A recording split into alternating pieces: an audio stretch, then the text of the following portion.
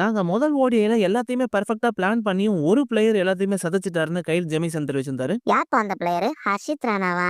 இந்தியாவுக்கும் நியூசிலாந்துக்கும் நடந்த முதல் ஓடிஐ மேட்ச்ல நியூசிலாந்து இந்தியாவுக்கு ஒரு காம்படிட்டிவான டோட்டலை செட் பண்ணியிருந்தாலும் இந்தியா பயப்படாம கான்பிடண்டா ஸ்டார்ட் பண்ணாங்க. ஆனா விக்கெட்ஸ் விழுந்தாலும் பிரஷர் பில்ட் ஆன டைம்ல விராட் கோலி சூப்பரானது 93 ரன்கள் அடிச்சிருந்தாரு. இந்த மேட்சை இந்தியா 4 விக்கெட்கள் வித்தியாசத்துல ஜெயிச்சிருந்த நிலையில கெயில் ஜெமிசன் என்ன சொல்லிருக்காருன்னா, நாங்க ரோஹித் சர்மாவையும் விராட் கோலியும் கண்ட்ரோல் பண்றதுக்கு ஸ்பெசிபிக் பிளான்ஸ் வச்சிருந்தோம். ஏன்னா நாங்க ஆல்ரெடி அவங்கள பத்தி நல்லா படிச்சு வச்சு நல்லா ப்ரிப்பேர் ஆகி ஃபீல்டில் அதை எக்ஸிக்யூட் பண்ண முயற்சி பண்ணோம். ஆனா அன்பார்ச்சுனேட்டா அது ஒர்க் அவுட் ஆகவே இல்லை.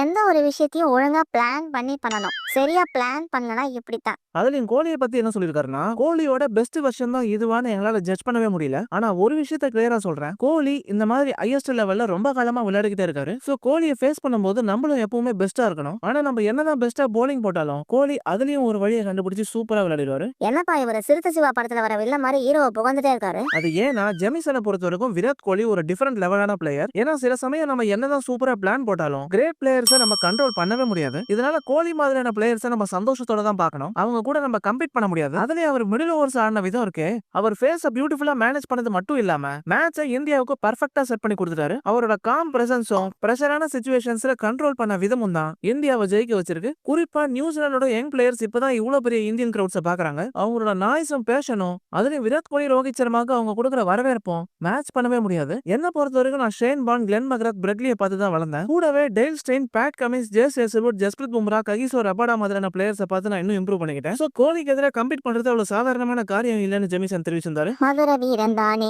அவரை ஊசிப்பி விட்ட நீனே, இனி விசில பறக்கும் தானே நம்ம கிங் கோலி மதுர வீரன் தானே. சோ மக்களே, ஆப்போசிஷன் பிளேயர்ஸ் எல்லாம் என்ன பிளானோட வந்தாலும் அதை கோலி டெஸ்ட்ராய் பண்ற விதத்தை பார்த்து அவங்களே வாயை பொளந்து பாக்குறதெல்லாம் கண்டிப்பா பாலையா படத்தை பார்த்த ஃபீலிங் கொடுத்தாலும் கோலியோட லெகசியை நம்ம பாராட்டி ஆகணும். சோ ஃபர்ஸ்ட் ஓடியில மிஸ் பண்ண செஞ்சுரியை கோலி செகண்ட் ஓடியில கம்ப்ளீட் பண்ணுவாரான்னு கமெண்ட் செக்ஷன்ல சொல்லுங்க. அப்படியே நம்ம வீடியோஸ் உங்களுக்கு பிடிச்சிருந்தா லைக், கமெண்ட், ஷேர், சப்ஸ்கிரைப்லாம் பண்ணி சப்போர்ட் பண்ணுங்க.